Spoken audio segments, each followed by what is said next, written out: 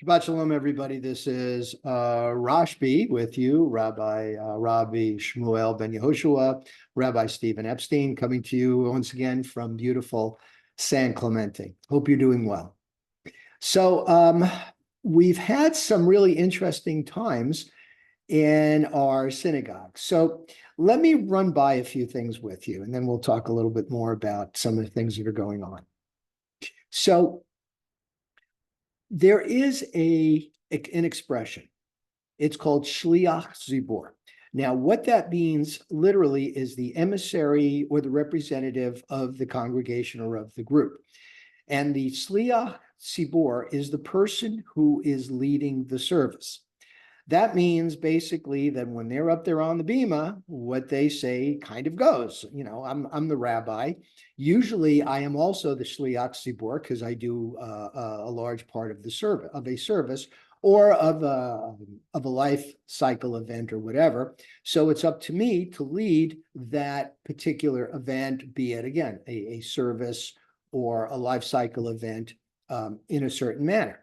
Now, when someone else comes up, and for me, that my shtick is when somebody wants to do something or somebody is excited about taking part in the service and leading it, I'm all for it.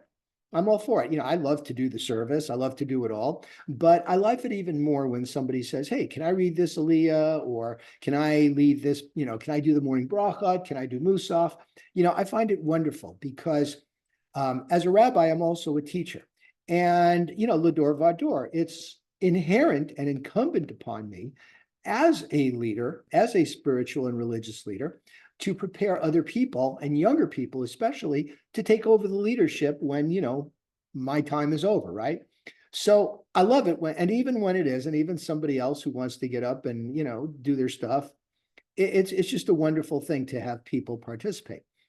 What that also means is that when somebody is up there leading the service, basically what they say goes. If they start a certain melody, then it is up to the congregation to give them the respect of allowing them to do that particular melody. If somebody is up there and they are reading from the Torah and they say that the Aliyah stops here, and other sources say it doesn't, it stops somewhere else, and they are credible and they have an amount of expertise, what they say goes. They're leading, they're the leader, so that's the way it is, and you show them that respect. Quite frankly, I kind of like that because it gives you a little variety. When somebody comes up, they've got a different melody, they have a different take on something. It's a great way to kind of expand your mind. You look at the Talmud. Okay, a lot of sages don't agree on a lot of things. In fact, 95% of the topics in the Talmud, they don't agree on. But that's okay because these are experts. They have delved into it. They have done their research. They could very, very well read, and they know what they're doing. So that's the way it is. Okay. I'd also like to commend the folks that showed up on Sunday with their kids too. We had a very special, or I like to think of it as a special in-person religious school. People came early. We did the tali. We showed them tefillin. We talked about the weekday morning service, and it's just wonderful. It's great to expand the horizons. Okay, let's talk about Chukat. That's this week's portion. Chukat, it means decree. And what is the decree that it's talking about? First of all, what is a decree compared to a mishpat, a judgment? So a judgment is a law. Do not steal. Judgment, common sense. Don't take something that's not yours. You didn't work for it. You didn't earn it. You have no right to it, right?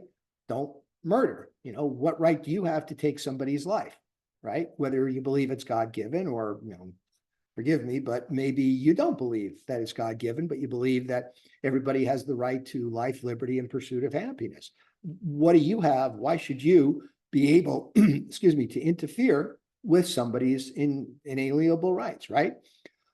So it makes sense. And there's a reason, there's a social reason why you don't intrude on somebody else's livelihood or stuff or whatever. A decree is something that may not seem or doesn't seem to have any basis in logic or common sense, such is the case here, and that is the red heifer. Now, there is a midrash, and a midrash is kind of like the folklore that comes up in as stories that describe and discuss various things that happen in the Torah. And the folklore, it's not in the Torah, it's not really in the commentary. Again, it's just kind of a story that that Jacob would study Torah. I know what you're going to say, there was no Torah then, but actually there was. There's been Torah since the beginning of creation. What Moses did basically was just write it down. That's why they call it the written law. But Torah is God's teaching. It's as long as there's been God, which is always, there has always been Torah. So Jacob, as the story goes, was teaching Joseph about the red heifer. And the red heifer is a cow or a calf that has never had the yoke. That is, they've never been put to work in a field or anything.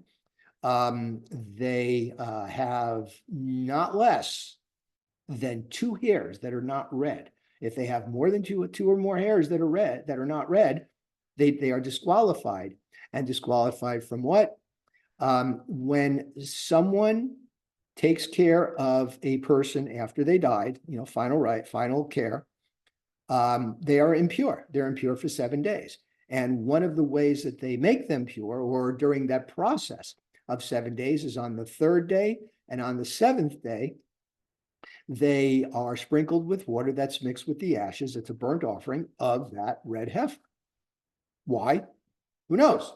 So there have been reasons postulated, like the color red has something to do with it, whatever. But the point is, that's what they do. So why is it done? Who knows? The point is, it's done. It's a hukat, it's a decree, and we just do it. So that's the first part of our portion. And supposedly, when Jacob and Joseph, this is the last thing they studied before Joseph was carried away to Egypt. Years went by.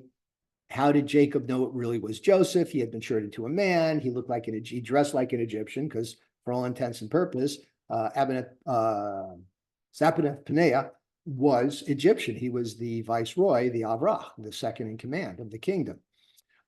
He had a beard, he had longer hair. So the way they knew each other was that they were able to agree that the last thing they studied was this red heifer. So, okay, the rest of most of the rest of the Parsha, it gets really kind of discouraging. Miriam dies. She was the oldest of the 3, so she dies first, and she's buried. And everybody's worried now. People they were always complaining about something, right? Where's going to be our water? Miriam's gone. And by the way, the Hebrew word for water is Mayim. Mayim, Miriam. Yes, there is that connection. And every 3 days, on her merit, the prophetess, they would find water, or they would come upon a well. So, what do we do now?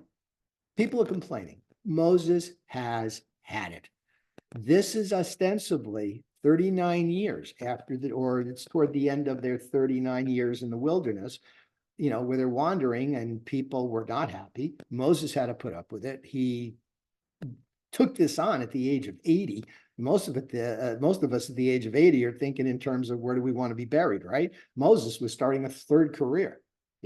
Age is up to 40. He was in the court of Egypt. 40 to 80, he was with Jethro tending sheep, nice idyllic life. All of a sudden, he's thrown in the middle of 2 million people. Then, they've been sentenced to die off in the wilderness.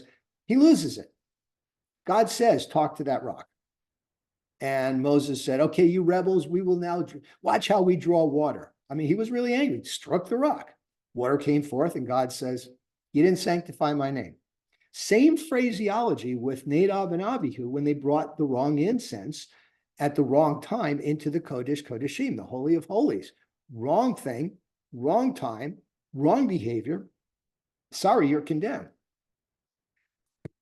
Now you'd think, why would Moses and Aaron? And by the way, God also tells Moses, take Aaron up to this mountain and transfer his clothes to Eliezer. He'll lay down in the cave and, he's going to die. Why don't they get to see the promised land? I mean, you think they've earned it? Sure. I mean, Moses and Aaron were out there putting up with this, connecting with God. Maybe there's more to it than we think. Caleb and Joshua got to see the promised land. Why? Because when they came back with the spies And the other 10 spies are like, oh, we can't do this. These people are hardy. We're like, grasshoppers in their eyes. They're going to overtake us. There's no way we can plow the land. And Joshua and Caleb are like, of course we can. We've got God on our side. What's your problem? Moses and Aaron maybe didn't quite go that far. Yeah, they had a lot on their plate, but when you're a leader, a lot's expected of you. It really is. When you're Shliach Tzibor, sure, you get the benefit of the doubt, but you know what? You need to portray yourself in a certain way. You see me as a rabbi, I wear a shirt and a tie a lot. Sometimes I'd rather not, but actually a lot of times I do. I've really become used to it. I really kind of like the way it looks, but I have to come off as a certain way. I'm a religious leader, right? And that's the way it is. When you're a leader, you're held to a higher standard, as you should be, because you're influencing people.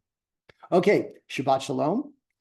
We've got a great movie on the 7th, The Frisco Kid. Please join us. Looking forward to seeing you. Congratulations to our new members, Deb and Abby. Not yet. Jesse and Eddie, and waiting for Nicole and Abby and Nicholas. And we're just expanding, and that's all because of you. Okay.